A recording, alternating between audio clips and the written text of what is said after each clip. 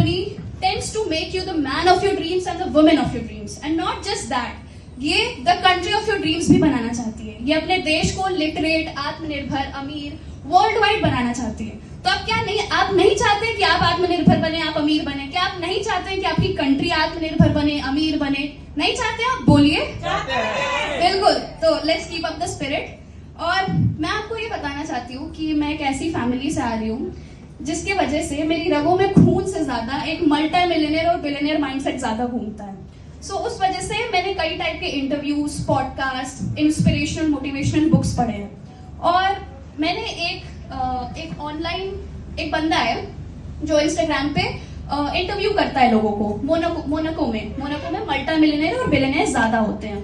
तो वहां पे स्ट्रीट्स पे चलते रहते हैं, तो वो उनको अप्रोच करता है, उनसे पूछता है कि उनसे जितने मैंने इंटरव्यूज देखे हैं उसमें दो चीजें सबसे ज्यादा समअप की मैंने, दो सबसे कॉमन क्वेश्चंस, दो सबसे कॉमन आंसर्स। जो पहला कॉमन क्वेश्चन था कि how did you become this rich, जो आप हैं वो आप कैसे बने हैं?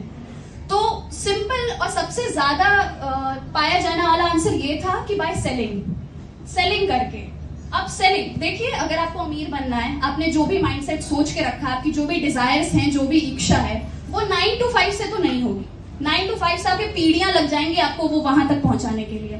तो आपको सेलिंग ही करनी पड़ेगी। सेलिंग में beat your ideas, thoughts, business, products, labour, आपको कुछ ना कुछ तो बेचना ही पड़ेगा उस मुकाम तक पहुंचने के लिए, अरबपति खरबपति बनने के लिए। ऐसे आराम से नहीं बन जाते हैं लोग। सो उसमें वो जो आदमी था, जो मल्टी मिलियनेयर था, उसने ये कहा था कि I can sell shells to the sea, मैं सीप समुद्र को बेच सकता हूँ, या फिर हमारे में जो एक कॉमन मुहावरा है, गंजे को कंघा बेच सकता हूँ। सो इस तरह से उसकी सेलिंग इतनी अच्छी थी, वो इतना कॉन्फिडेंट था। पहला आंसर उसका ये था।